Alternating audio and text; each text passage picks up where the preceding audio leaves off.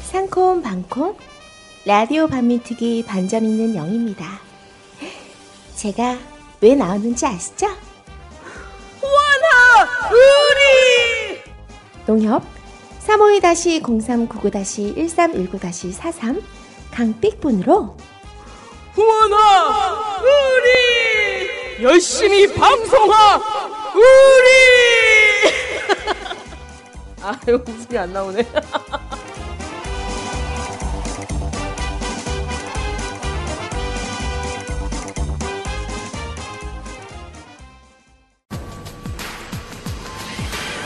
사회정의와 평화구현의 이름, 소통과 신뢰의 법률 서비스, 법무법인 정평. 대한항공 칼 858기 사건, 미군기지 피해주민 소송, 내란음모 조작 사건 등 사회적 약자를 위한 법률 지원 활동을 활발히 벌여온 양심적인 법률기업. 정평은 노동인권, 과거사, 부동산, 기업, 손해배상 등 다양한 분야에 대한 전문적 법률 서비스를 제공하는 전문 법인입니다. 사회적 문제 해결에 기여하겠습니다. 헌신적인 법률 서비스로 의뢰인들과 함께하겠습니다. 02-582-0606, 02-582-0606 포털에서 법무법인 정평을 검색하십시오. 법무법인 정평.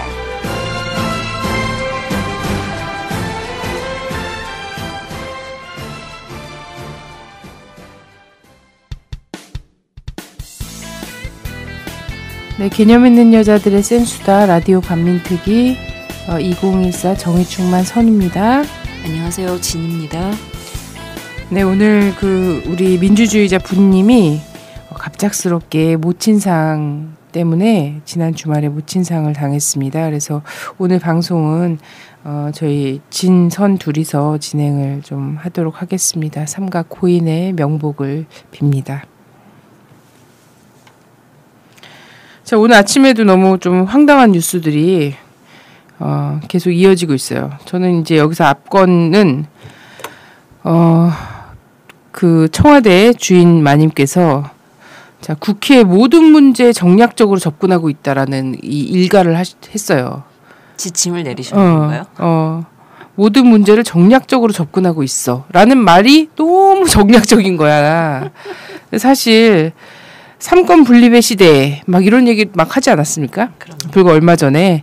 예, 그러면서 국회가 놀고 있다 이런 얘기를 하면서 세비를 반납하라 이런 얘기 했잖아요. 그렇죠. 그때 우리 국민들이 박근혜 씨가 94년 이후 계속해서 국회의원 하면서 얼마나 많은 실적을 냈고 그리고 출석을 얼마나 했나 봤더니 정말 입법 하나 제대로 한 것이 없고 출석률 뭐 거의 꼴찌 가깝고 막 이런 것들 쭉 기록을 내오지 않았습니까? 그러면서 세비를 반납하라며 예전에 79년 이후에 그냥 받은 돈 있잖아요. 오빠한테 먹은 돈 빨리 뱉어내고 오빠로부터 받은 돈과 그리고 세비까지 그동안에 이제 90년대부터 지금까지 대통령 하기 전까지 국회의원으로서 쭉 세비 받았던 것까지 토해내려면 지금 엄청난 이제 우리 국가 굉장히 큰 도움이 될 수 있어요. 지금 담뱃값 안 올려도 되는 정도. 그럼요. 예. 근데 어쨌든 입법권에 계속 삼권 분립의 뭐 나라다 이런 얘기 하면서 지금 본인 스스로 지금 행정부 수반으로서 입법권에 완전히 노골적으로 개입하고 있는 거거든요. 그럼요. 대통령이 그런 얘기를 하면 안 되지. 그리고 국회는 모든 문제를 정략적으로 접근 원래 합니다. 그럼요. 예, 그래서 여당과 야당이 있는 거예요. 그러면 단합해서 하나로 할 것 같으면 일당 독재하시면 되는 거고. 그걸 바라고 있는 거야, 근데. 근데 여야가 정략적으로 접근하는 것이 맞는 거고요. 문제는 여기서 정략적으로 야당이 지금 접근을 못 하고 있는 게 문제라는 거예요. 우리 국민들은. 근데 지금 계속 입법권에 이렇게 막 개입을 하는 목소리를 지금 내고 있고, 근데 이런 얘기를 지금 대통령이 직접 나서서 한다는 것 자체가 굉장히 지금 뭔가 신경질이 나 있다는 표시거든요. 그럼요. 네네. 그리고 또 하나, 오늘 아침에 들은 뉴스가 뭐가 있냐면 제가 이 녹음하러 오는데 속보가 계속 나오고 있었어요. 또 이제 유람선이 신안 앞바다에서 좌초됐죠. 좌초됐대요. 암초에서 좌초됐는데 다행히도 전원 구조 소식이 속보가 계속 뜨더라고요. 근데 정말 다행이라고 생각하고요. 그 속보가 전 정말 오보가 아니었으면 좋겠어요. 예, 오보가 아니었으면 좋겠고 정말 109명 딱 탄 그게 맞았으면 좋겠고 예, 선원 5분 그리고 객들이 104분 이렇게 타셨다고 하는데 전원 구조 되셨으면 정말 다행이고요. 근데 문제는 이 댓글에 쭉 달렸어요. 우리 국민들이 이거 진짜냐 오보 아니냐 막 이러면서 이 국민들이 사실 속보를 믿지 못하는 그런 상황이 된 거고요. 그리고 109분이 전부 구조가 되셨다니까 말인데 저는 정말 세월호 이후에 우리나라는 선박 사고에 대해서는 정말 이제 걱정이 없다 이런 생각이 들어요. 왜냐하면 온 국민이 매번 주시할 거 아니야. 네네, 온 국민이 그리고 공부를 제대로 했어요. 가만히 있으면 안 되는구나.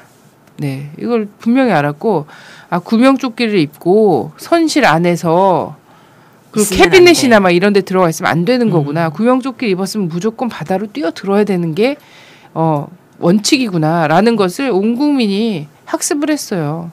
네, 그리고 해경이나 이런 사람들의 지휘가 없이도 빨리 민간 구조대라도 가는 즉시 구조 활동을 해라라는 것이 또 확인됐어요. 이번에도 민간 구조대들이 정말 빨리 가서 구조 작업을 막 했다고 하더라고요. 정말 다행 아닙니까? 그럼요. 이 전원 구조를 놔두고 그래서 이거 온 국민 학습 때문이고 그리고 이런 위기감 이런 재난에 대한 위기감이 굉장히 고조되어 있는 상태인 거죠. 그리고 공권력이 움직이기 전에 이제 민간이 알아서 이런 것들 척척 해내는 워낙에도 그랬지만 예, 이런 공권력이 모습들. 지금 무력화되고 있다는 상황이 사실 우리 여러 군데에서 보여지잖아요. 공권력으로서 무력화되고 사유화되고 있는 상황이지. 거의 봉건 영주의 그 부대 사적인 부대처럼 운영되고 있는데 어쨌든 해경과 해수부가 모처럼 이제 전원 구조한 것을 본인들의 업적으로 또 생각하면서 해체의 위기까지 갔던 것을 명예회복을 했다라고 그 오만을 떨지 않기를 바랄 뿐입니다. 자, 요런 두 가지 뉴스 오늘 아침에 속보로 저는 접했어요. 접했고 또 하나 어제 정말 어기 막히게 했던 뉴스죠. 유가족 3분 구속영장이 발부됐다는 그죠? 영장 실질심사에서 어떻게 될지 모르겠어요. 저는 이제 기각돼야 된다고 생각하고 일단 영장을 청구를 했다는 것 자체가 정말 너무 골 때리는 상황이라는 거예요. 아니 폭행 사건, 소위 말하는 그냥 이렇게 우리 이른바 대리운전기사 폭행 사건이라고 얘기하죠. 자, 이거 정말 시시때때로 붙는 시비거든요. 네. 그럼요. 근데 이거 가지고 지금 구속영장 청구를 하는 정도의 나라 참 대단합니다. 국회의장 출신이 성추행을 해도요. 구속영장 안 나와요. 구속영장이 안 나오고 너무나 배려심이 높더라고. 새벽 4시에 나가서 아무도 모르게 조사를 받을 수 있어요. 이게 뭐예요? 새벽 4시에 기자들은 다 모두 잠든 사이잖아요. 차량도 제공. 소위 말하는 아무도 모르는 사이에 전쟁이 나는 시간 아닙니까? 새벽 4시면 본인들이 그렇게 얘기에 떠드는. 자, 그래요. 도지사 아들이 이런 걸 입에 담을 수가 없는데 성추행을 해도 성추행하고 집행유예를 받는 부하에게 구강 성교를 강요를 하고 이래도 가족 같은 마음에 그랬다. 이런 말이 통하면서 집행유예를 받고 구속은 당하지도 않고 이러거든요. 근데 어떻게 이 유가족들의 그 야밤 이런 것 관련해서는 구속영장이 이렇게 쉽게 나올 수가 있냐는 거예요. 예. 물론 이제 영장 실질 심사가 남았습니다. 재판부에서 좀 제대로 판단하시기 바라는데 이게 증거인멸의 위험이 있대요. 도주와 증거인멸의 위험이 있기 때문에 구속영장 신청을 했다라는 거예요. 정말 얼척이 없죠. 저는 사실 많은 분들이 유가족들이 왜 술을 드셨을까 막 이렇게 말씀하시기도 하는데 자식을 잃은 그 순간부터 맨정신으로 어떻게 살았겠어. 예, 지금 이분들이 정말 꿋꿋하게 정신력으로 투사가 되고, 그죠? 진상규명의 투사가 되고, 그리고 투쟁의 지도부가 되고 이렇게 서왔기 때문에 우리가 굉장히 그런 얘기를 하는데, 사실 다른 분들보다 한 10배의 술을 드시고 자학하고 그리고 자포자기하고 이래도, 그리고 이거보다 더한 어떤 그 있잖아요, 국회나 청와대에 막 화염병을 던지고 이래도 이분들한테 우리 사회가 맹비난을 퍼부을 수가 없는 상태예요.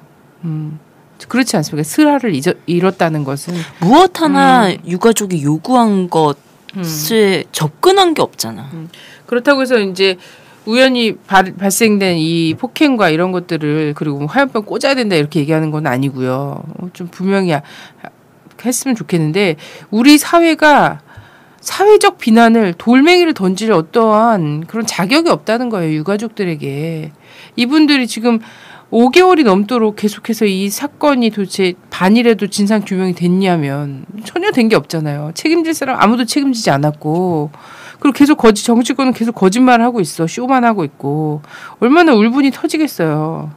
근데 그런 분들이 정말 불미스러운 사건에 연루가 돼서, 이 사건들 사실 지금 뭐 굉장히 보는 시각에 따라서 어떻게 굉장히 다양하게 해석이 되고 있고요.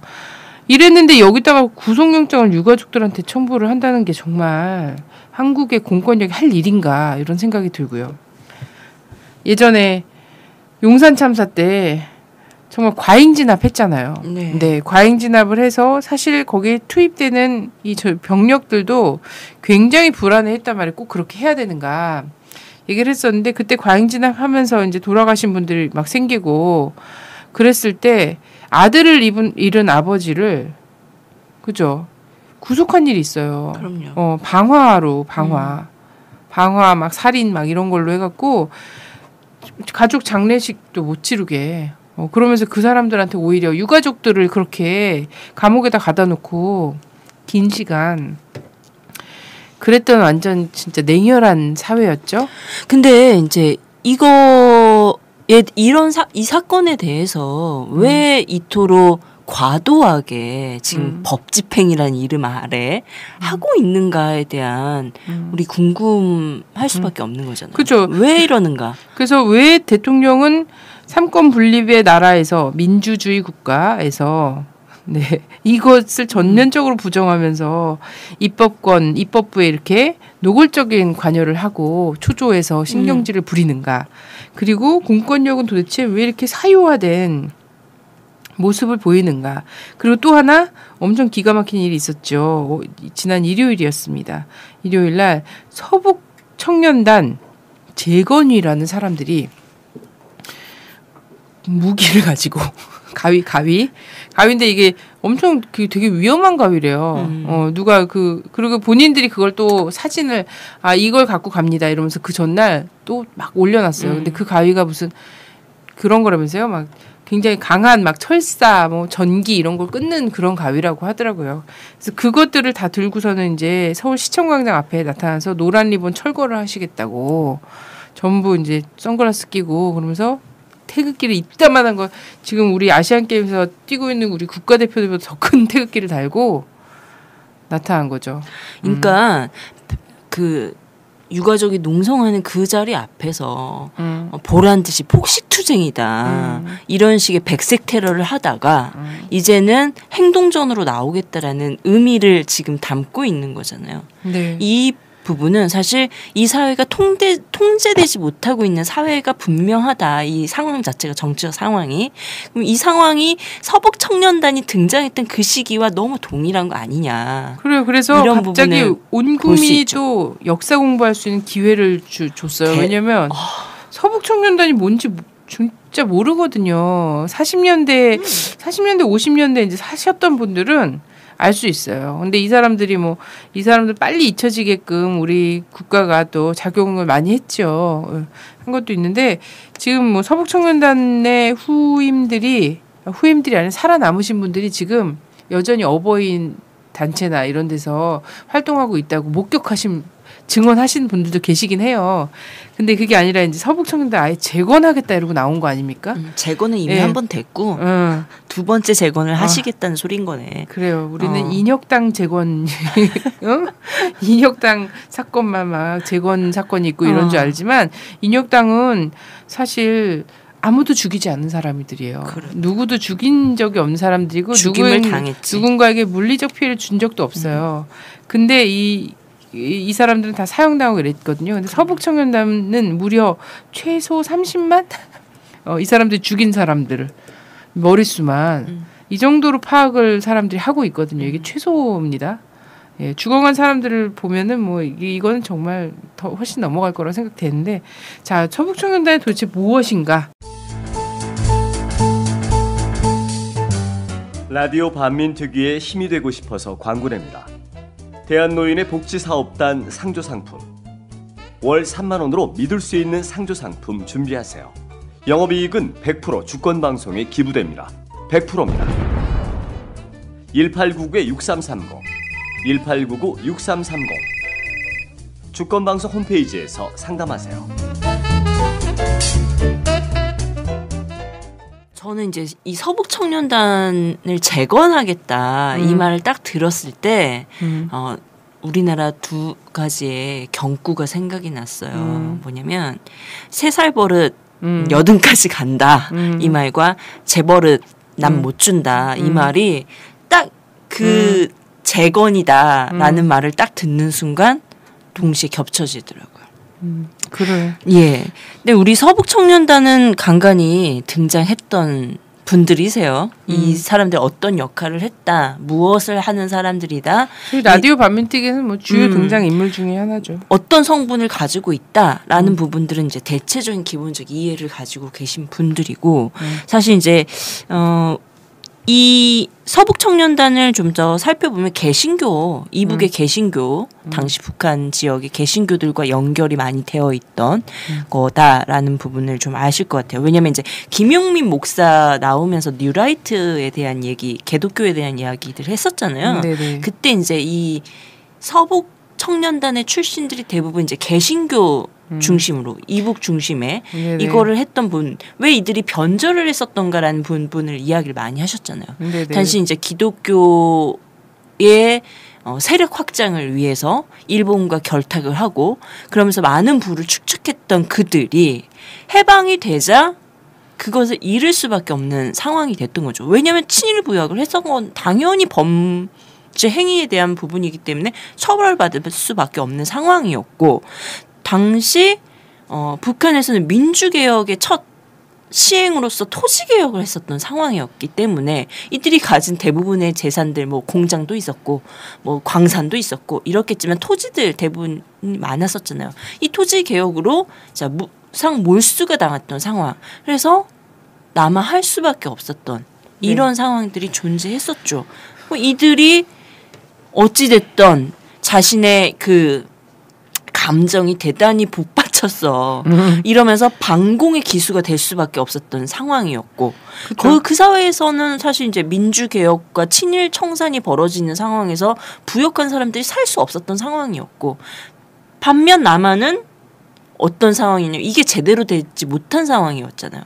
그러니 남한을 되어 왔었고, 그 상황에서 자신들끼리 뭉친 상황이 됐던 이거에서 일단은 이제 평남동지회라는 이런 상황의 이름으로 묶여 있었던 상황이 이후에 서북청년의 서북청년단 이런 이름으로 등장이 됐던 거죠. 그죠. 한반도를 딱 보면 이제 서북 지역에 38선 이북의 서북 지역, 이제 평안도, 황해도 뭐 이런 정도가 되겠죠. 이쪽 지역에 함경도 이쪽 강원도 지역에 일부. 그건 소동 아니에요? 모든 지역의 사람들이 다 있고 대부분은 이제 이 관서 지역 중심으로. 네.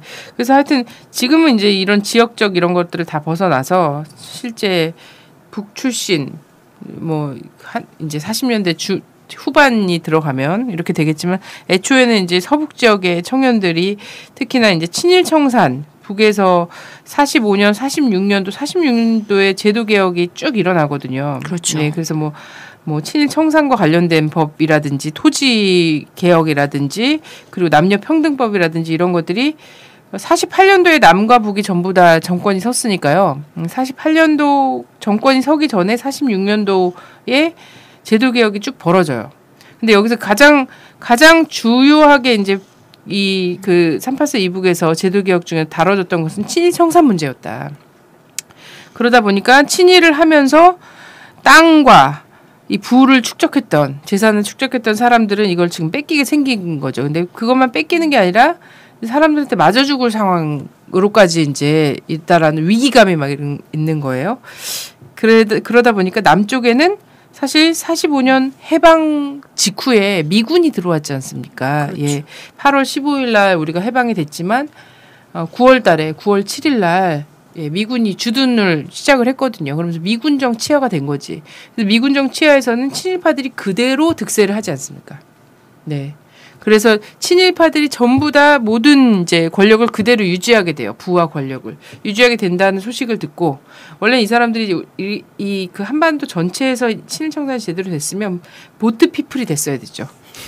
우린 또 보트 피플 되게 불쌍하게 생각하는데 베트남 민중들한테서는 베트남을 그때 당시에 외국에 부역해서 보트 피플이 될 수밖에 없었던 사람들에 대해서 별로 그렇게 불쌍하게 생각하지 않거든요. 네, 한국에선 그렇게. 근데 보트 피플이 됐어야 되는데 그냥 다 남하합니다. 남하에서 남쪽에 와서 불타는 적개심으로. 왜냐하면 자기가 진짜 민족혼을 팔아서 친일을 한 거잖아요. 돈을 부를 축적하기 위해서.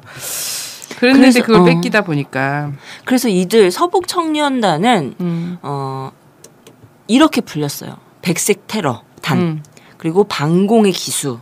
그 아까 이제 이야기했던 미군정 산하였잖아요. 미군정 하지 아시죠? 하지 중장이 그들도 어떻게 이야기했냐면 이들을 트러블 메이커다. 이렇게까지 이야기하는 정도라면 왜냐면 결탁의 정도가 심했던 미군정과 서부 청년단이었잖아. 그런데도 이들이 트러블 메이커라고 말할 정도라면 이들의 좋게 말해 활약상이 얼마나 대단했던지를 짐작할 수 있죠. 그래서 근데 하여튼 이 서북청년단이 그럴 수밖에 없었다. 당시에 테러를 할 수밖에 없었다. 왜? 자유민주주의를 지키기 위해서. 대한민국 그러니까 한반도 전체의 공산화를 막기 위해서는 일정 정도 학살이 필요했다. 라고 얘기하는 것이 지금 서북청년단을 재건하겠다라고 얘기 들고 나온 이 배성관 씨 사이버뉴스 24 이런 뉴스도 있어요. 정함철 씨, 예, 박사모 창립 발기인. 그렇지. 중에 한 태생이 그래. 이 사람 진짜 근데 되게 자기 어떻게든 셀카에서도 자기 얼굴 드러내려고 하고 내가 보기에는 누나가 좀 봐줬으면 하는 것 같아. 그래서 튀고 막 일베에 막 골수처럼 보이면 뭔가 한 자리 할 수 있다 이런 생각이. 근데 사실 서북 청년에서 날고 기는 사람들이 대부분 이제 정계에 진출하죠. 네네. 그래서 고위직을 얻고 이런 과정이고 그러니까 충성 경쟁을 벌일 수밖에 없는 상황이 나오고. 지금 이분들도 다음번 공천을 지금 노리시는 그럼요. 건가요? 예, 이번에도 강원 도의원인가에 도전했었어요. 뭐 공천을 받지 않더라도 공기업으로 낙하산 가면 되는 문제지. 여러 가지 경로는 많아. 그렇죠. 선배 지금 서북청년단 핵심 인물들의 삶의 경로를 보니까 우리도 이렇게 하면 이렇게 튀면 우리 인생도 피겠구나 이런 지금 청사진을 야심차게 그리고 있는 것 같아요. 근데 결론을 먼저 얘기하자면 그런 사람은 몇 사람 안 됩니다. 나중에 다 팽당해요. 그 사실 또한 염두에 두시고 재건을 하시든 말아 드시든 하셨으면 좋겠네요. 근데 그래서 이 사람들이 이제 회의를 했어요.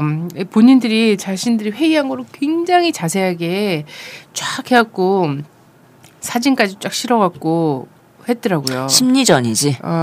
근데 하여튼 25일 정도에 25 지난주에 이렇게 회의를 한 모습을 했어요. 그 광화문 인근에 있는 오양식당이라는 곳이라고 하면서 그런 데를 좋아하는구나. 그래서 거기서 회의를 한 걸 딱 실었는데 거기 그 보고서에 보니까는 어떤 얘기가 있냐면요. 그때 그 해방 공간에서 서북청년단을 합리화하는 거 있잖아요. 어쨌든 본인들도 이제 여기 비난을 받고 있다는 건 알 거 아니에요. 역사적으로. 그 그게 좀 걸렸는지 모르겠는데 합리화를 하더라고요.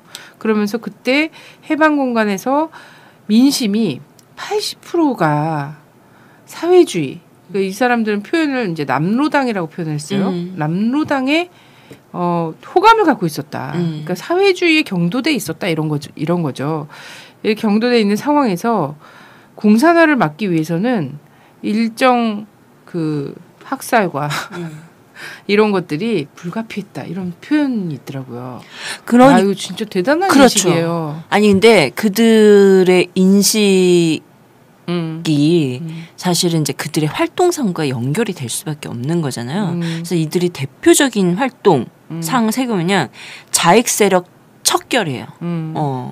그리고 두 번째는 이제 대표적으로 두 번째는 모스크바 삼상회의가 있었잖아요. 네네. 이때 이 신탁 통치를 반대하는 반탁 운동을 열렬히 전개하죠. 네. 그래서 반공을 해야 된다라는 부분에서 자익세를 척결이란 부분. 그래서 남노당에 대한 테러, 전평에 대한 테러, 온갖 노조에 대한 테러를 벌어내는 것과 동시에 두 번째는 반탁 운동을 벌이고 세 번째는 또 어떠면 이후에 이제 유엔에서 남한의 단정을 결의하잖아요. 네. 이런 부분에서 이거를 만들기 위한 이제 이 살인 행위들 이런 것들을 전적으로 벌이죠. 네네.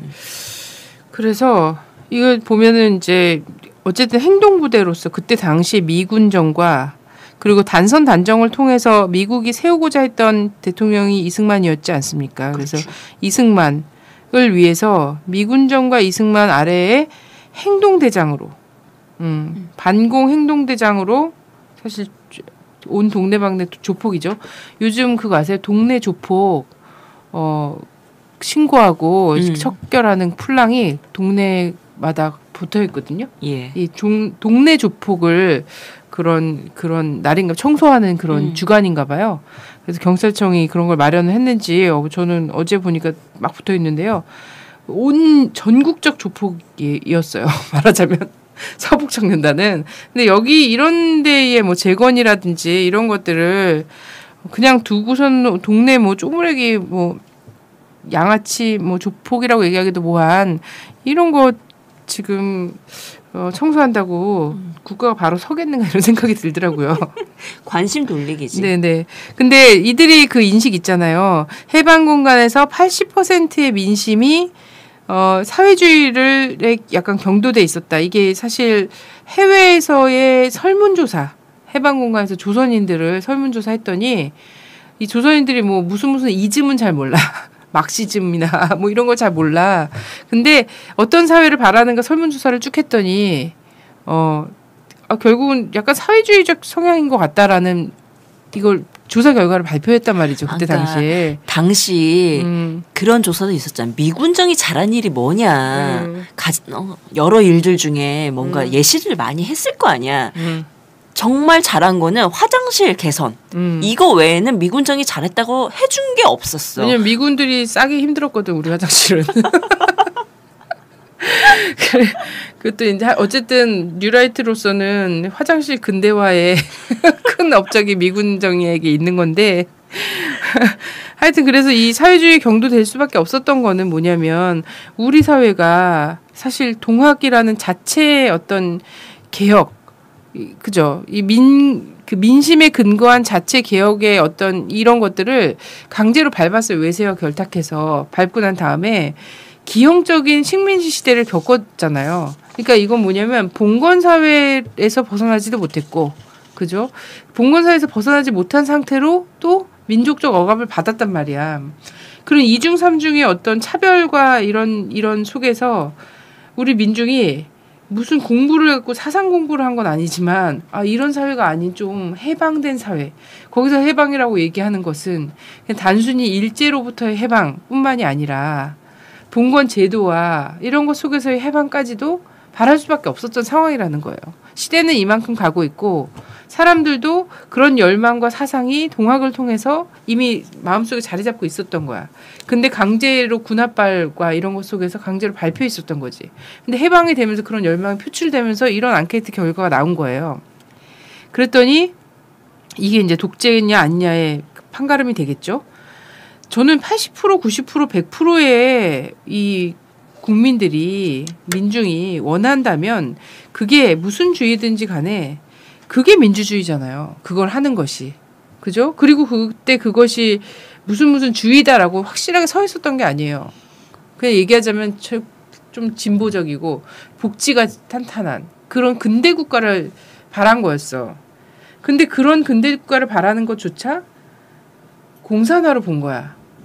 그러면서 80%의 국민들 이상의 국민들이 원해도 이것은 미군정이나 이후에 친일이 득세할 수 있는 소위 말하는 자유민주주의.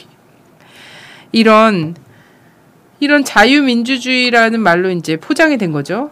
이걸 위해서라면 이 사람들 이 80%의 입을 틀어막기 위해서 본보기 학살이 필요하다고 본 거야. 핵심들에 대한. 그게 이제 나타나지 않습니까? 서북청년대 활약한. 그렇죠. 네. 여러 활약 중에 하나죠. 네네. 네. 4.3과 보도연맹과 그리고 뭐 지난주에 그것이 알고 싶다에서 얘기했다는 경산 코발트 광산의 학살 이런 거 이제 이런 것들에서 다 나오는 거죠. 세월호의 진실. 누가 우리 아이들을 죽였나? 2014년 4월 16일 수학여행을 떠났던 단원고 학생들.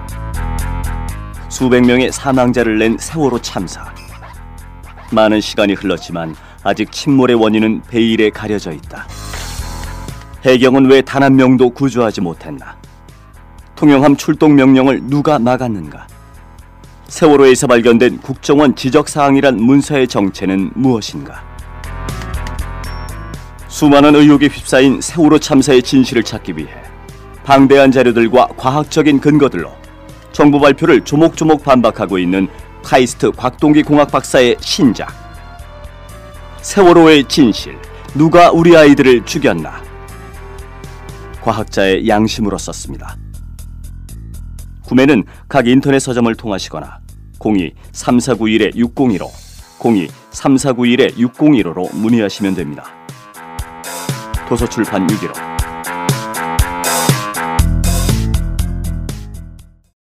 제주도가 인민위원회가 끝까지 버텼어요. 제주도가. 왜? 여러분들이 제주도 그러면 제주도에서 4.3 항쟁, 제주 4.3 항쟁 여러분들 잘 이해가 안 가요. 1948년인가? 잘 이해가 안 가요. 제주도가 소위 말해서 이 사람들이 대거 일제시대 때 다 일본을 갔던 사람들이요. 해방이 되니까 다 돌았죠. 가장 깨인 지식인들이 많았습니다. 일본에서 공부했고 일본에서 노동하고 일본에서 탄광하면서 거기서 노동운동했고 그렇기 때문에 제주도가 그 당시 우리나라에서 가장 깨인 나라였어요. 깨인 동네였어요. 그리고 지리적으로 미 군정의 직접적인 지배를 안 받았어요. 그러니까 여기서는 뭐냐면 지방위원회가 끝까지 버텼다고. 그러니까는 뭐냐면 서북청년단을 보내가지고 여기서 북한에서 내려온 이 개 같은 이 서북청년단 새끼를 다 보내가지고 죽이고 저기를 하니까 반발하는 거예요. 서북청년단이 1946년 11월 30일에 YMCA에서 출발을 했어요. 네네. 결성대회를 갖고 출발했는데 YMCA로서는 참 불편한 저기죠. 역사. 근데 출발하는 그때부터 빨갱이 사냥을 한다라는 선전포고를 하면서 출발을 했거든요. 여기 재건이도 보고서에 빨갱이 사냥을 한다고 공표하면서 했어요. 그래서 공식적으로는 48년 12월까지가 이들의 활동 기간이고 네. 이 생명력을 가졌던 시기거든요. 네네. 근데 실상은 아까 말했듯이 한국전쟁 당시까지 존재했다라는 거. 그 안에서 벌어진 일들은 말했듯이 학살의 우리가 대표적인 형태들을 살펴보는 그 사건과 동일한 시기에 이들의 활동이 있었다라는 것도 같이 보셔야 되겠죠. 네네. 그래서 이 4.3 같은 경우에 4.3이 이제 대표적인 서북청년단의 업적으로 얘기가 되지 않습니까? 그렇죠. 그리고 지금도 어쨌든 제주도민들 같은 경우는 저는 이제 제주도에서 이 서북청년단 재건위의 선포와 그리고 공개적 활동에 대해서 제주도민들 특히 4.3 관련 단체들은요. 가장 강하게 좀 이걸 어필해야 된다고 생각해요. 아니 근데 사실 이 제주도 같은 경우는 서북청년단의 진실 같은 관련해서 토론회도 하고 여러 자료집도 제출했거든요. 네네, 그렇죠. 이미 그들의 실체에 대해서 역사적 증거와 자료들을 꾸준히 남기고 있던 이러면서 이 국민들에게 진실을 알리는 사업들을 꾸준히 해왔는데 그럼에도 불구하고 무서운 줄 모르는 거지 지금. 그래서 근데 그러면서 그것이 좀 약간 눈치가 보였는지 4.3에 대해서도 안 그래도 재건이 이분들께서 언급을 하셨어요.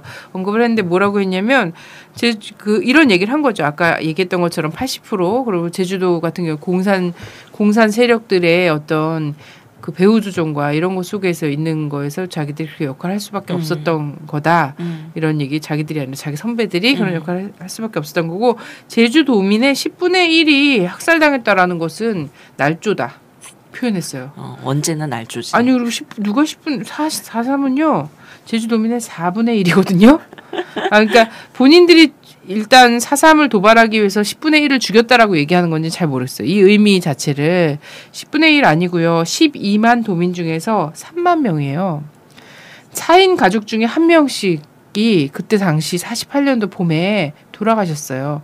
지금도 여전히 제주도는 모든 집안에 4월 달에 제사가 있어요. 현재 진행 중인 슬픔이고 아직도 여전히 살아남은 사람들이 있어요. 그럼요. 그리고 이 서북청년단의 이런 정말 말도 안 되는 인간 사냥 이런 것들이 없었다면 제주도민의 그런 범도민적인 운동으로 있잖아요. 단선 단정 그리고 이승만 이 단독 선거 반대 미군정 반대에 대한 이것이 범도민 운동으로 펼쳐지지 않았어요.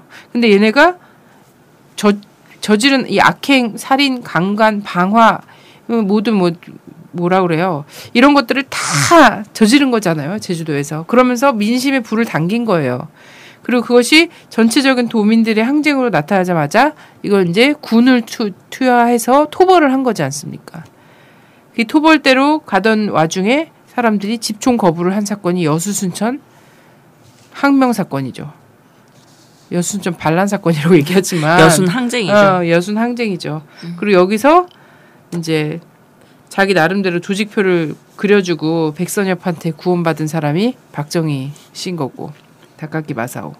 자, 우리가 배운 현대사에 정말 중요한 대목이 우리는 정말 자세하게 배우지 않았지만 여순천 반란 사건이라고 배우고 4.3도 뭐 여러 논의가 있다 이런 식으로 하고 이제 국정교과서에는 아마 이후에 국정교과서가 마련이 된다면 안 될 거라 생각되지만 4.3 같은 경우에 이제 폭동으로 기록이 될 수 있죠. 근데 이때 이 주요한 요 장면 있잖아요. 48년 봄과 관련된 요 장면에서 주범은 누군가? 서북청년단이란 말이에요. 주된 행동대장으로 이 학살을 만들어낸 자, 서북청년단 그랬어요. 그리고 이제 서북청년단이 50년 전쟁 시기 이후에는 별로 활동 안 한 것처럼 뭐 기록은 그럴 수 있지만 그죠? 단 회원으로서 그렇지만 이 사람들이 이때 이후에 완장을 찬단 말이에요. 경찰 간부로 완장을 차고. 그리고 전쟁 때도 경찰 간부 아니면 경찰 이제 쪼무레기 막 이런 걸로 완장 차요. 완장 차고 아니면 군으로 들어가고 사람을 잘 죽이는 이런 걸로 인정받아서. 그리고 나서 이제 경남 지역이랑 이런데 경남 경북 이쪽으로 토벌 학살대로 쭉 나가죠. 예. 그래서 거기서 이제 거창 양민 학살이라든지 이런 것들이 쭉 벌어지는 거 아니겠습니까? 죄악의 역사를 되풀이하겠다라고 하는 게 도대체 무슨 정신으로 살고자 하는 건지 전 잘 모르겠어요. 이해가 안 돼요. 21세기에서 이해될 수 없는 상황이 지금 벌어지고 있다는 건 아무래도 정말 이 45년 상황을 우리가 지금 같이 맞이하고 있지 않는가 이런 생각이죠. 전 그래서 지금 70년이잖아. 70년 전 상황에 지금 한국이 다시 놓여진 상황이다. 그러면 우리 이런 생각할 수밖에 없죠. 되풀이 할 것이냐, 마감 지을 것이냐, 이 지금 선택적 물음에 지금 정말 도달해 있다라는 생각이 들고 이들의 과거 행적은 사실 이들이 재건을 선포함으로써 나타나는 행동과 거의 난 동일하다고 보거든요. 그럼 무슨 행동을 할 건지 어떤 행동들이 펼쳐질 건지 한번 이제 과거 행적들을 통해서 오늘 벌어질 일들 한번 좀 같이 살펴보죠. 네네. 그래서 저는 이게 이제 이 사람들이 그냥 괜히 드디어 때가 왔다 이러면서 나타난 이런 거 뭐 물론 그렇게 생각할 수도 있는데 이 사람들이 전 자체적 판단으로 이렇게 움직이지 않을 것 같거든요. 그럼요. 뭐냐면 지금 아까 주요하게 제가 말씀드렸던 뉴스들 있지 않습니까? 그 대통령이 직접 나서서 입법권에 개입하는 삼권 분립의 국가 이 민주 어떤 원칙을 훼손하는 거죠. 이런 일을 했잖아요. 그리고 유가족이 지금 이제 구속영장을 받은 상태, 세월호 유가족이. 그러면서 대리운전 기사나 이쪽 이 편 있잖아요. 이쪽 이 사람들의 변호사를 그 국정원 무료 변론했던 그런 사람들이 지금 국정원이 변호사를 연결시켜주고 있는 이런 상황이 있잖아요. 이런 것과 전 무관하지 않다고 보여지는 거예요. 이 사람들이 왜 움직이고 있는가. 지금 청와대는 국정원은 보안수사대는 무엇을 꿈꾸고 있는가. 자, 이런 거죠. 그래서 한번 봅시다. 그 이 서북청년단의 정치 철학은 반공이죠. 행동 철학은 이승만 박사로부터 나온다라고 그들이 수기를 통해서 이야기를 많이 했어요. 실제 그래서 어떤 이야기가 있었냐면 이승만 박사가 누구 조사해 봐라 라고 말하면 이는 곧 측근에 의해 처치해 버려라 라는 말로 받아들여져서 곧 시행에 옮겨지는 일들이 비일비재했다. 그때 당시에는 뭐 우리도 알겠지만 여운형 선생님 암살 시도 있잖아요. 대학로 이런 데서 암살 시도가 계속 있었잖아요. 자, 그래서 현재 지금 박근혜 대통령이 뭐라고 이야기하는 것은 실제 그것을 해라라는 뜻이다라고 보는 게 맞는 거죠. 왜냐하면 지금 박근혜 정권 하에 재건이가 등장했다라는 거. 이승만 그 시기에 미군정 시기에 서북청년이 등장해서 같은 일맥상통으로 활동의 지금 범위의 폭들이 만들어지고 있잖아요. 이거는 결국 이들이 목표로 하는 게 무엇인가라는 부분. 그래서 처음에는 백색 테러들을 무시하게 벌여죠. 그 다음에 두 번째는 이 암살과 노조 파괴 등을 벌여내고요. 세 번째는 단독 정부 수립으로 하는 이들의 행동 과정들이 펼쳐집니다. 실제 그래서 이들이 어떤 일들을 했었냐면 대표적인 이 행악들 이런 것들 좀 살펴볼게요. 이들이 처음에는 왔을 때 이 80%가 사회주의의 정국이었다라고 이야기를 하잖아요. 이러면서 버리는데 노조 파괴들을 일단 버리는 거죠.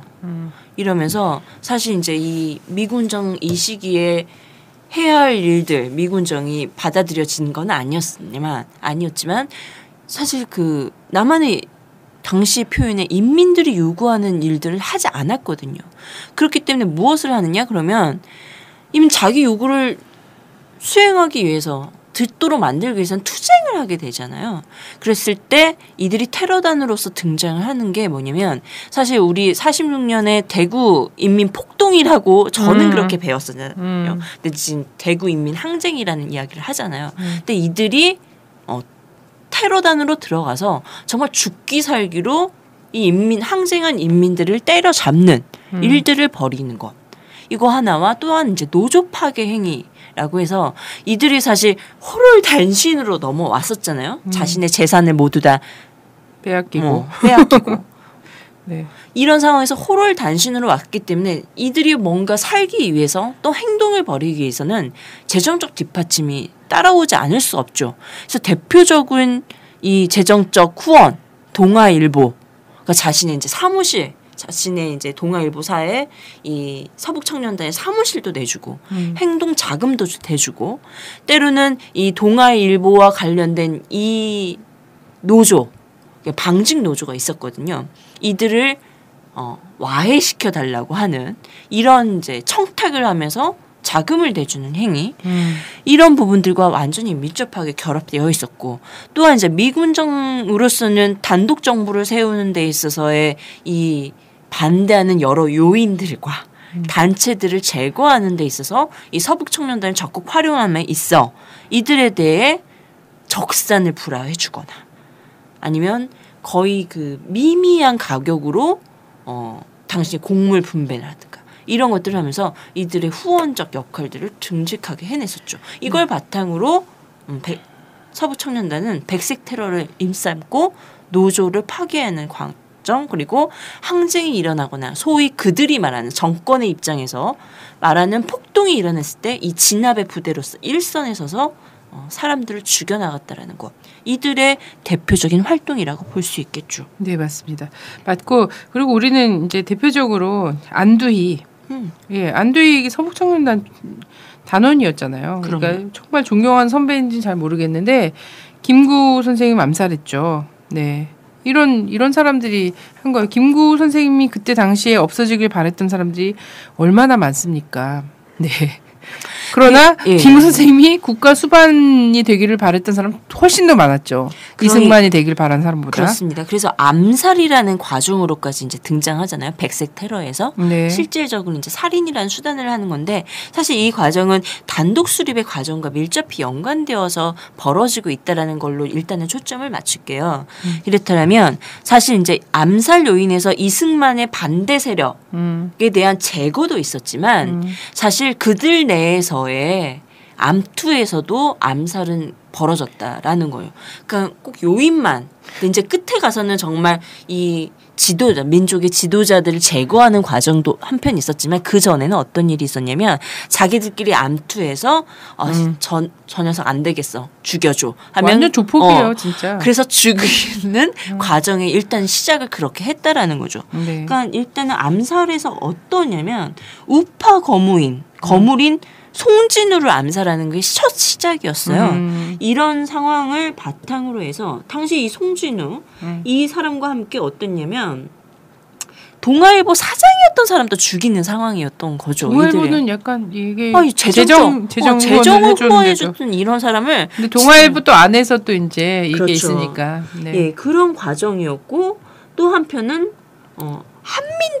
한민당의 정치부장을 제거하는 이러면서 이 처음에는 지네들끼리의 파벌 싸움의 과정에서의 자신들의 암살을 사주하는 과정이었다면 당시 이제 이후에 어땠냐면 자 몽양 여훈영 그 다음에 백범 김구 이런 이제 지도자를 암살하는 과정으로 확장시켜가면서 펼쳐졌던 거죠. 네. 그래서 제가 보기에는 이제 유인 암살만 봐도 사실 해방군가 꼭 살아남아서 이 나라에서 역할을 해줘야 됐을 분들이 이 얘네들의 테러 속에서 사라져 갔잖아요. 사라져 가셨는데 이후에 그냥 민간인 학살은 사실은 수를 헤아릴 수가 없는 거거든요. 수를 헤아릴 수가 없어요. 그래서 이런 어제 뭐 트윗 보고 이러다 보니까 이런 얘기 나왔더라고요. 자, 지존파가 몇 명 죽였냐. 지존파 그때 막 난리 났었잖아요. 예, 연쇄 살인 사건 뭐 이런 거 나오면 난리 나지 않습니까? 근데 만약 지존파를 재건하겠다고 해. 그걸 공개적으로 했어. 그럼 어떻게 해야 돼? 가서 얘네들 일망타진해야 되는 거예요. 범죄 조직을 범죄를 적시하면서 그죠? 앞으로 이런 거 할 거야 우리. 이렇게 얘기하면서 누구누구가 했는지 어디서 회동을 했는지가 다 나온 거잖아요. 예. 그러면은 지존파 재건이를 당연히 가서 그 제압을 해야 되는 거예요. 마찬가지로 지존파의 수십만 배의 사람들을 죽인 이 그 서북청년단을 재건하겠다라는 사람들이 나오면 이거는 실제 형사법적 어떤 책임을 물을 수밖에 없는 거예요. 대한민국이 그러지 않습니까? 누군가 이런 표현을 했더라고요. 원세훈 재판과 관련해서 술을 먹고 운전했으나 음주운전 아니다. 그죠? 그리고 광노현 그 교육감과 관련해서는 운전하고 난 후에 술을 먹었으나 음주운전이다. 그리고 이석기와 관련해서는 운전하면서 술 생각을 잠깐 했는데 음주운전이다. 이런 얘기를 했거든요. 그러니까 한국의 사법체계 안에서는 어떤 식이냐면 쟤네 좀 이상해. 쟤네 아무래도 머릿속에 뭐 혹시 내란이라든가 아니면 이제 뭐 약간 빨갱이 사상이 있는 것 같아라고 생각이 되거나 있잖아요. 그리고 그의 책꽂이에 뭔가 수상적인 적은 거 있죠. 한국전쟁의 기원이라든지 이런 것들이 꽂혀 있는 걸로 봐서 쟤는 좀 뭔가 이상한 것 같아. 라는 생각만으로 처벌하거든요. 그럼요. 근데 실제 범죄를 한 조직 있잖아요. 그러면서 그런 생각을 할 거라고 생각한 사람들이 모여 있는 조직은 그것만으로 그 의심만으로 이적 단체로 규정이 돼요. 그러면서 지금 새누리당 심재철이나 이런 사람들은 이적 단체 해산과 관련된 법안을 지금 계류시켜 놓고 있어요. 네, 상정을 해놓고 있습니다. 그리고 이적 단체로 판단이 되지 않았지만 이적 단체의 후신이라고 여겨지는 예를 들면 이런 거죠. 전대협 조국통일위원회는 이적 단체였죠. 전대협 조국통일위원회를 이어받은 한총련은 이적 단체죠. 그럼요. 네, 한총련을 이어받은 것 같은 한대련. 이제 본인들 그렇게 생각하는 거예요. 제가 보기엔 별로 크게 이어받은 것 같지 않은데 하여튼 한대련은 또 이적 단체일 가능성이 있으므로 미리 해산할 수 있는 이런 것까지도 주장한 사람들이에요. 근데 막상 정말 수십만을 죽인 그리고 이런 김구 선생님, 여운형 선생님 막 이런 분들을 암살해서 죽인 이런 역사적인 양아치 집단이죠. 살인 집단, 연쇄 살인 집단 이런 데는 이렇게 당당하게 들고 나가서 얼굴 들고 다니는 거예요. 마치 자기들이 애국 10년 동안 자기 애국의 길을 걸었다는 거야. 이 사람이 정암철 씨가 이렇게 얘기하더라고요. 지방선거도 나오셨어. 참. 당장 해산해도 되는 곳이다. 그래서 근데 이제 이 서북청년단이 사실 이제 테러만 일삼고 암살을 하고 좌익신문 언론사 이런 것들을 해산시키고 각종 기물을 파괴하는 행위 이런 것만 있을 거라고 생각하지만 사실 다른 일도 있었어요. 어떤 일이 있었냐면 아까 이제 학생들 얘기 나왔었는데 이들이 학원을 접수를 하러 가는 거죠. 학원 접수에 들어가요. 사실 이제 처음에 이 80%의 이 사회주의 사상이 만연해 있는 남한을 없애려면 남한이 그렇게 공산 정권이 들어서지 못하게 자유민주주의 정권 이승만을 중심으로 미군이 지지하는 이런 나라를 세우려면 사실 기반적인 상황들이 없어져야 되는 거잖아요. 그러니까 아까 이제 전평이나 노조를 파괴하는 행위들 이런데 이제 학생들에 대한 이제 접수도 들어가는 거죠. 학생들을 파괴하는 대학교들을 접수해 나가는 이런 상황이 있었어요. 그래서 어떤 일이냐면 이제 학교를 들어가야 되잖아. 그러면 근데 지금도 탈북자들이 자격 인정을 잘 안 해주잖아요. 그때 당시 북한 지역에 오신 이 월남하신 이 학생들 대부분 이 서북 청년의 이 사람들이 학교에 들어가서 접수를 해야 되는데 자격을 인정해주지 않는 거야. 그랬더니 어떤 일을 벌이냐면 당시 이제 김계룡이었던 문교부 장관을 찾아가서 협박을 합니다.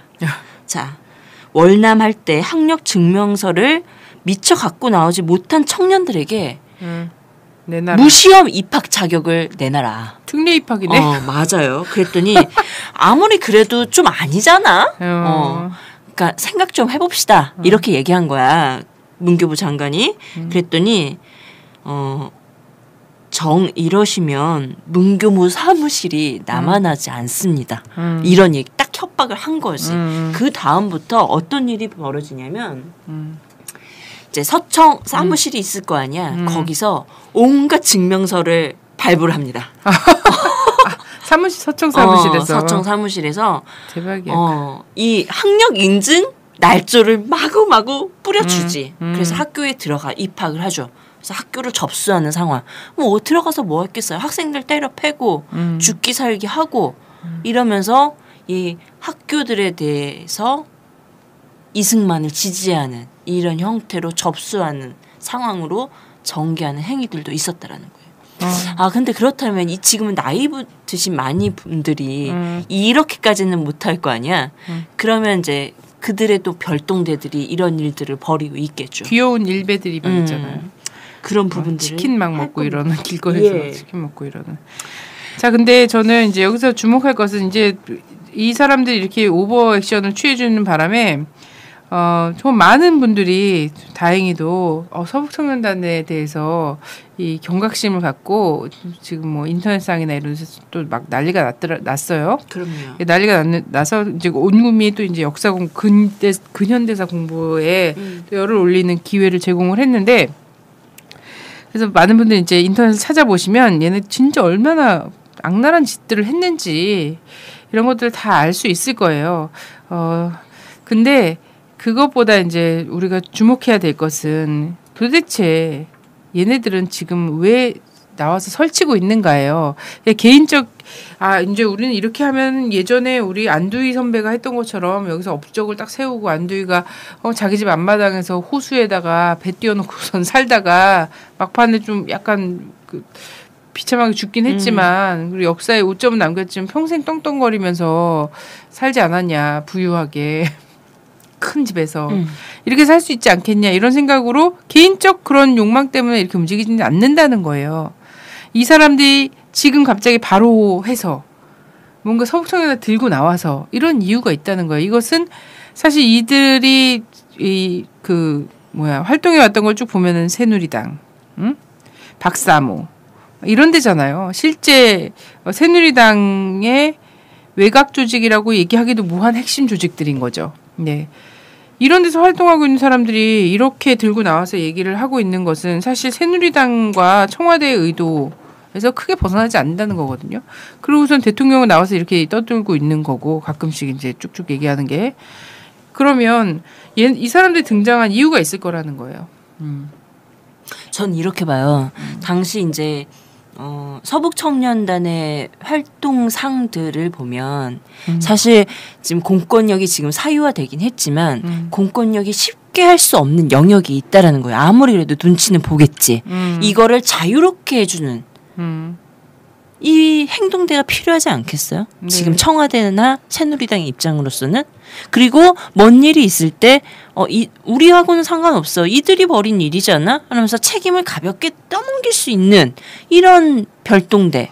지금 필요한 시기가 아닌가. 네. 이런 거죠. 그렇죠. 그래서 저는 이제 이승만이 이때 당시에 서북청년단을 이용해서 꾀하고자 했던 것이 무엇이었는가를 봐야 돼요. 그럼요. 이승만은 서북청년단에게 4.3 항쟁을 항쟁으로 만들게 했어요. 그죠? 항쟁을 만들게 하고 토벌을 하게끔 만들었어요. 그렇게 펼쳐지게 했어요.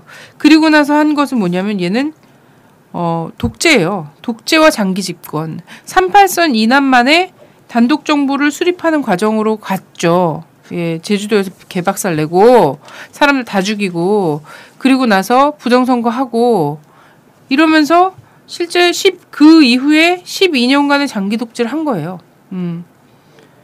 그럼 지금 서북청년단 재건이 같은 애들, 일베 애들 풀어서 이 정권이, 그리고 일베가 국정원에 엄청난 도움을 받는다는 건 일베 사이트에 들어가서 한번 쫙 서핑만 해봐도 알아요. 왜냐하면 국정원 시계 받으려고 그렇게들 노력을 하시고, 또 국정원에서 무슨 강연한다고 또 고속버스 태워갖고 관광버스 태워갖고 모셔가시고, 일베는 사실 원래는 인터넷 안에서의 그 별동대로서 이게 활동을 했었는데 이제 오프까지 지금 나서지 않았습니까? 거리에까지 나섰어요. 그리고 이제 여기 약간 나이 든 이 사람들 통해서 이제 서북청년단 이렇게 했어요. 서북청년단 아래 손발로 언젠가는 팽당하겠으나 움직일 애들이 또 이렇게 마련이 된 거예요.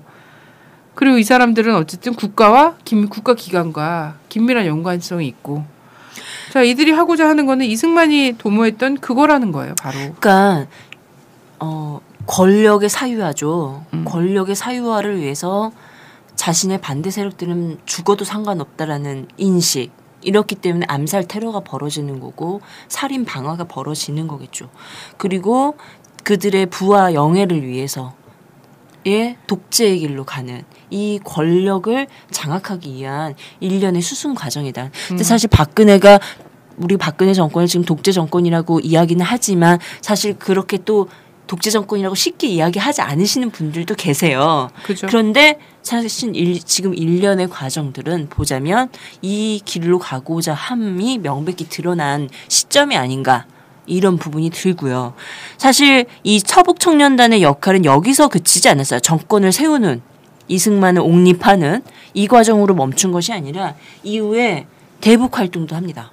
어떤 일이냐면 사실 이 심리전의 일환으로 방송들 여러 나라에서 지금 대북 방송을 하잖아요. 네네. 남한도 마찬가지가 아니에요. 남한도 마찬가지죠. 남한도 마찬가지인데 실제 이 대북 방송을 시작했던 이 시발도 이 서청과 밀접하게 연결되어서 지금까지 이어지고 있다라는 사실. 이것도 지금 염두에 보시면 사실 이제 박근혜 대통령이 정말 직속으로 만든 통일위원회가 있잖아요. 대통령 직속으로 여기에 이북 오도민들 들어가 있잖아요. 이런 부분들이 지금 재건이와 관계되지 않은 분이 있을 거라고 생각하세요? 당연하지. 밀접하게 이러면 이들이 지금 하는 역할은 당시에 어떻겠어? 당시에 어떠했다. 고 북한의 실상은 이렇다라는 엄청난 대중 강연을 하고 다닐 거라는 거죠. 설교라는 이름 아래. 그때 이제 대표적으로 이 서북청년회와 밀접히 연관됐던 교회가 영락교회잖아요. 영락교회가 엄청난 대중설교를 통해서 반공을 확산시키고 테러를 조장하고 그러면서 이승만 정권과 미군정을 옹호했던 이들의 역할이었던 거죠. 그리고 그 행동대가 또한 서북청년단이었다라는 거. 지금 어떤 하나의 뭐 이렇게 테러 단체가 하나 지금 만들어졌다라고 볼 게 아니라 권력과 재계와 언론과 지금 다 지금 맞물려서 지금 돌아가고 있다라는 것도 잘 살펴볼 문제죠. 네. 어떤 사람들은 이게 그냥 이제 서북청년단이 시리아 내에 뭐 IS 같은 데가 생긴 거다. 이렇게 얘기를 하는 그런 것도 있는데 그 정도 수준 아닙니다. 그럼요. 네, 그 정도 수준. 그 서북청년단이 죽여왔던 사람들을 지금 뭐 이슬람 소위 말하는 미국에서 얘기하는 이슬람 테러 단체가 죽인 거랑 비교하면 안 되고요. 미국이 중동 지역을 공습하면서 죽인 사람들.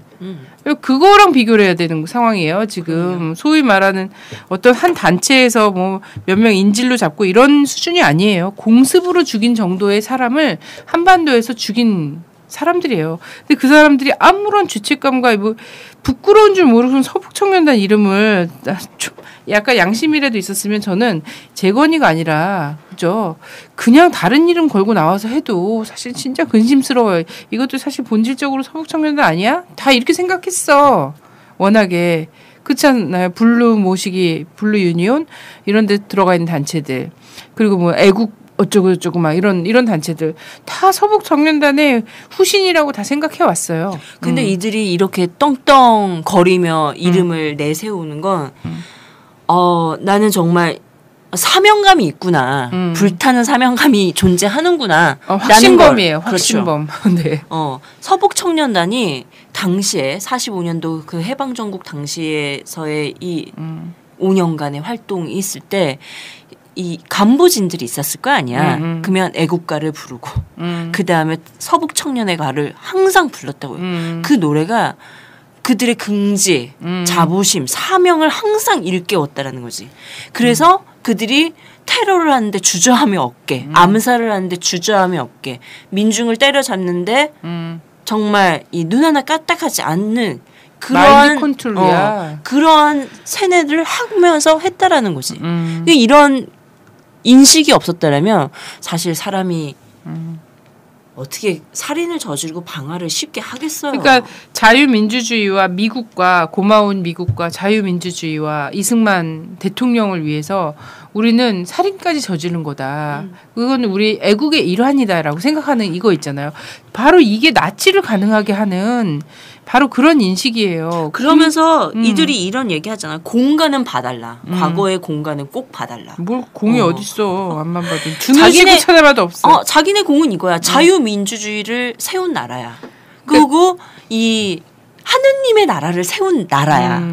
이런 나라가 반공이 되도록 한 나라야. 그런 거를 엄청 업적이라 생각하는 거지. 근데 그게 문제는 이 업적인데. 사람들 머릿속에 각인된 자유민주주의라는 어휘부터 재정의해야 된다는 거예요. 그럼요. 정의가 틀렸어. 당신들이 지킨 게 자유민주주의가 아니야. 그냥 대통령 한 사람의 권력이야. 권력. 그리고 친일파와 친미파 이 나라를 정말 지금까지도 이렇게 힘들게 만드는 농민들 다 길바닥에 나락을 태우게 만드는 이것들을 경고히 하는데 당신들이 엄청난 이바지를 한 거다. 이걸 어느 날은 마주해야 되는 거고요. 그래서 이 문봉제가 있어요. 서청의 2대 위원장인데 사실 이것도 서청이 권력 싸움으로 밀어 넣은 거거든. 그래서 문봉제가 2대 위원장이 되면서 이 테러와 암살이 더욱더 활발히 벌어졌던 건데 문봉제가 자기들을 어떻게 규정했냐면 서청은 철저한 극우였다. 우익의 최선봉에 서서 닥치는 대로 자익 세력을 쳐부수는 거친 친위 행동 부대였다. 피비린내 나는 살상 바로 그 연속이 서청의 역사였다 해도 과언이 아니다. 이렇게 얘기했어요. 그래. 그걸 근데 바로 동시야. 그 꿈을 꾸고 있는 거야. 근데 문제는 그걸 부정한다 하는 게 아니라는 것이 가장 큰 문제야. 그런 바로 그 역할을 너무너무 하고 싶은 거야. 좌익들을 있는 대로 깨부수고 싶어 있잖아. 막 농성장 갖고 막 다 뒤집고 막 그래. 모란 먹는 리본 걸로 다 찢어버리고 할 수가 없었던 거지. 해소가 안 되는 거야 이들에게는. 근데 문제는 저는 이게 중요한 거라고 생각합니다. 그래서 이들이 안두희처럼 그렇게 그냥 이렇게 큰 집에서 호수에다 배 띄워놓고 살다가 뭐 막판에 뭐 죽는 거야. 뭐 개나 소나 다 죽으니까 맞아 죽든 뭐 하든 좀 배돼지 기름 좀 흐르고 이렇게 살고 싶다. 그죠? 권력 좀 쥐고 완장 차고 살고 싶다라는 그 꿈이 지금 가능한 꿈인가예요. 그리고 서북청년단 내세워서 이렇게 난동 부리면 이승만처럼 장기 집권 할 수 있겠지. 그 꿈은 가능한 시대인가라는 거예요. 정권은 그 수준이고, 그죠? 소위 보수라고 얘기할 수도 없어요. 수구 꼴통도 그때 그 수준인 건 맞지만 지금 그것이 가능한 시대인가라는 거예요. 어떻게 생각하십니까? 가능할까 얘네들 완장 차는 거? 저는 네. 가능할 수도 있다고 생각해요. 어떡해. 왜냐면 방송 그만합시다 우리. 이들이 지금 하고 있는 건 행동하겠다라는 선포인 거잖아. 행동하겠다라는 선포기 때문에 곳곳에서 벌어질 수 있겠다. 지금 이제는 가위 들고 설치는 예전엔 몰래 현수막 찍고 그리고 뭐 테러하고 이렇게 가서 몰래 하고 갔어. 이제 대놓고 백준대낮에 하겠다라는 소리인 거잖아요. 네. 그리고 어디에 어떻게 들어가서 난동을 부릴지 모르는 상황이야. 그 무슨 일을 벌일지 모르는 거잖아. 물론 이제 우리가 지금 여러 가지 상황들을 좀 과거의 이 역사에 비춰서 얘기했는데 이들도 나름 또 다른 뭔가를 생각하고 있을 수도 있다는 거죠. 전 가능한 사회가 될 수도 있겠다. 네. 그게 그들이 원하는 거고 그들이 만들고자 하는 세상인데. 네, 그래서 그렇게 만들고자 하는 의지가 뭐 확고한 건 분명한 것 같아요. 이 정도로 얼굴을 까고 이 정도로 부끄러움이 없으면 뭔 짓인들 못하랴 싶은데요. 근데 이제 우리 국민들이 보세요. 이 사람들이 고작 5명인가요? 사진으로 4명이던데 하여튼 5명이 나와서 했어요. 그걸 우습게 보면 안 되죠. 물론 그 5명처럼 활동하고 싶은 많은 숨어있는 아직은 부끄러운 줄 아는 이런 사람들이 있으니까 거기에 용기 100배에서 또 막 얼마나 뛰쳐나올지 모르겠지만 근데 그러고 나서 저는 우리 국민들이 참 역사에 관심도 없고 그죠? 한국이 전 세계적으로 역사 공부가 모든 그 교과 중에서 100% 공부를 한다면 5%밖에 역사 공부를 안 한대요. 역사가 이렇게 중요한 나라에서 역사 공부 진짜 안 하게끔 만들어 온 거죠. 근데 그럼에도 불구하고요. 얘네들이 나와서 탁 난동질을 하자마자 정말 많은 그 국민들이 굉장히 이거에 대한 위기감과 이런 것들을 날카롭게 읽어요. 날카롭게 읽고 여기에 대한 경고와 이런 것들을 하고 행동전에 나서고 있어요. 근데 그렇다고 우리가 이거를 박근혜 정권한테 감사하다고 얘기할 수는 없잖아요. 그렇죠. 감사하다고 얘기하는 게 아니라 저는 그런 브레이크가 있다는 거예요. 왜냐하면 역사는 반복되기도 하지만 그 역사에 또 엄연히 남아있는 교훈들이 있거든요. 그리고 지금 동북아가요.